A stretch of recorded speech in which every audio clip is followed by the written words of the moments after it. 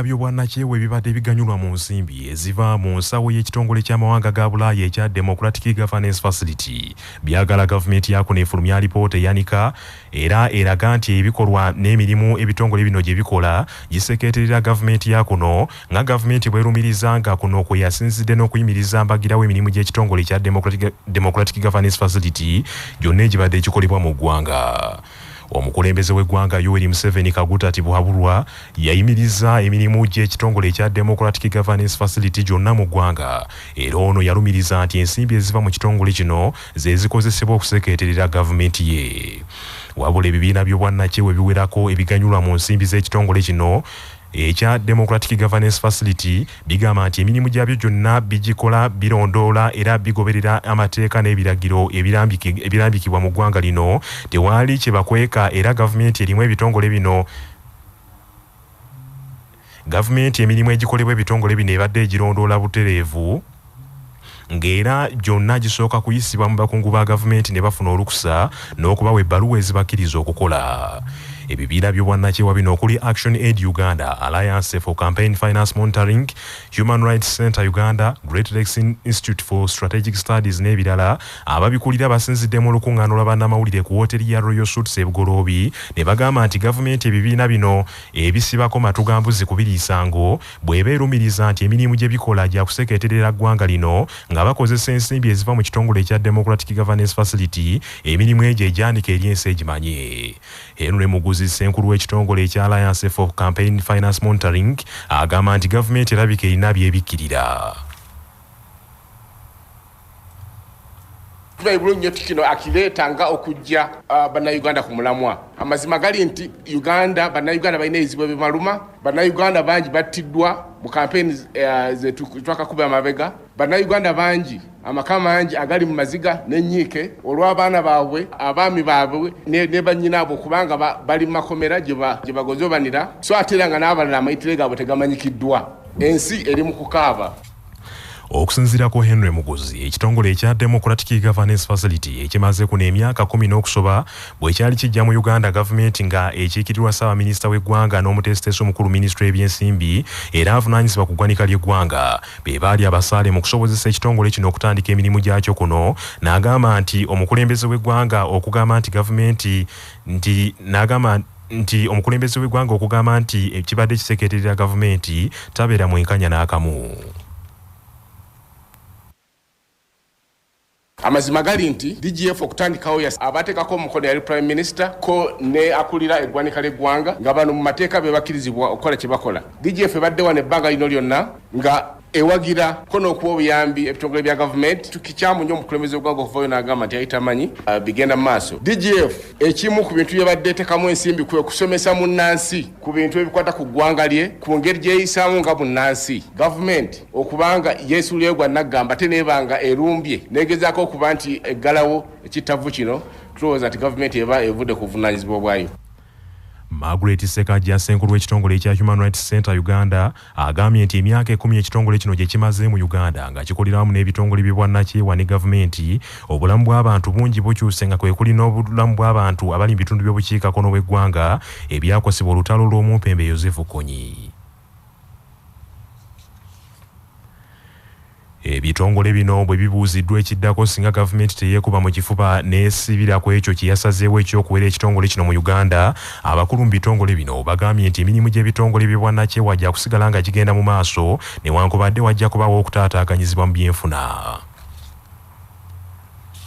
Ekitongole ekya Democratic Governance Facility ekitongole amawanga g'omukago gwa Bulaaya mwe gabadde gayisa ensimbi okubaako emirimu gye bakolera mu ggwanga lino omuli okusomesa bannansi eddembe lyabwe eribaweebwa mu ssemateeka, okulwanirira abanyigirizibwa, okulwanyisa obuli bw'enguzi mu bitongole bya gavumenti era ng'emirimu gino gyonna gibadde gikolebwa kuyita mu bibiina by'obwannakyewa ebivujjirirwa ekitongole kino.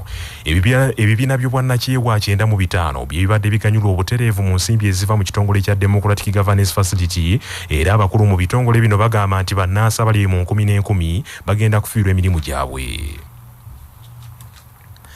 Akabenje kagudde mu Tsese Zone Mayuge Town Council mu district ye Mayuge motoka tipa namba UAY 463B bwetumereganye ne pikipiki 2 okuli namba UDN 592K ne UEW 33K ne UEW 33MH ezibadde ziva ku luguudo lw'Namayingo nga zigenda Almusita era abantu 3 bafiiriddewo. Okusinziira ku batuuze abogeddeko n'ekyabassa, omugoba wa tipa imulemeredde bw'atyo n'atomera pikipiki zino, abantu 3 ne bafiirawo ate omu atwaliddwa mu ddwaliro ng'ali mu mbeera mbi. Omuduumizi wa poliisi Mayuge Bashir Siriba agambye nti abagenzi kuliko Opio Simon Peter ng'ono abadde mutuuze mu disitulikiti y'Engora, Issa Abirye Grace ow'emyaka 36 n'omulala ategerekese bulungi mannya olw'obutaba ne bimwogerako. Siriba agambye nti emirambo gy'abagenzi bagitutte mu ggwanika ly'eddwaliro ery'e Mayuge okwongera okugyekebejja okuzuula ekyabaviiriddeko okufa. Mu accident eyo ne mufiiramu abantu 3 bagirawo nga omuntu omu yafunye ebisago ebinene ddala nga wetwogerera kati poliisi emututte mu ddwaliro e Mayuge Health Center. Driver wamaze okutomera avudde emmotoka nga adduka, abatuuze ne bamukwata mbadde balanse omukuba, poliisi nejja ne mubataasaako era wetwogerera kati ali ku poliisi mu kaduukulu kaffe. Obuzibu buvudde ku driver wa tipa aluzize control, emmotoka weruzize control negenda ku ludda olubaddeko lw'ababoda ku sayidi y'ababoda gye basanze nebatomera nebattirawo. Ebyo nga biri bityo, poliisi mu Kampala n'emiriraano etandise okunoonyereza okuzuula ekituufu ekibagudde omusirikale waayo n'afulumya essasi erikubye omuntu ng'ono afudde addusibwa mu ddwaliro e Mulago. Hape Issa nga musirikale abadde atambulira ku kabangali ya poliisi namba UP 2953 kigambibwa nti bwe babadde bayita e Kamwokya mu Mulimira zooni ku ssaawa 4:30 ez'enkya ya leero, afulumiza essasi erikutte Isaac Ogwanga n'afiira mu kkubo ng'addusibwa e Mulago okufuna obujjanjabi. Issa amangu ddala akwatiddwa wakati mu bukuumi obw'ekitalo era kaakano atemeza amabega wa mitayimbwa ku poliisi ya Kira Road mu Kampala.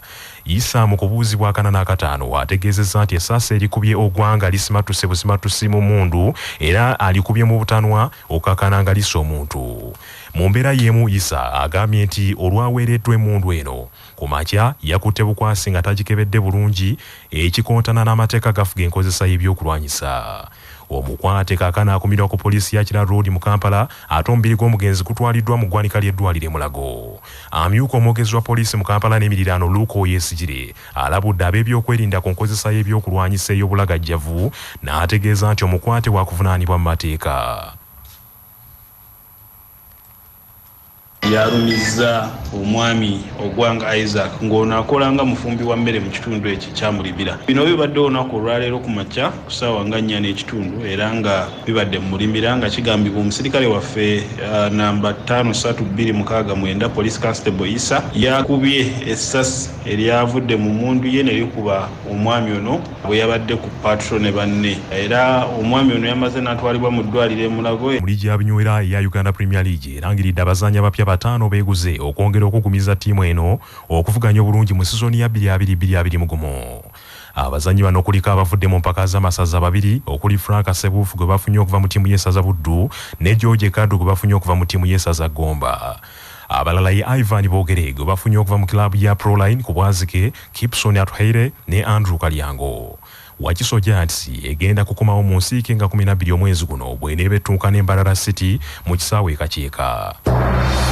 Amawulire okuva ebweru w'eggwanga. Omukulembeze wa Amerika omugole Joe Biden yeeyamye okuzzaawo bwasseruganda wakati w'amawanga ga Africa n'omukago ogutaba wakati wa Amerika n'omukago ogutaba amawanga ga Africa ogwa African Union obwali bwasattulukuka ku mulembe gwa Donald Trump gwe baataakubira bigambo. Donald Trump mu mwaka 2018 yamala ku baddugavu ebyewungula bwe yageraageranya amawanga ga Africa ku kinnya kya kasasiro ekyanyiiza abakulembeze ba Africa abawerako. Olwaleero President Joe Biden afulumizza akatambi ku kibanja ekya Twitter eky'amakago ba President mu Amerika ng'asuubiza abaddugavu nti Amerika ebassaamu nnyo ekitiibwa era neetegefu okuyambako mu kumalawo entalo ezibumbujjira amawanga ga Africa agamu.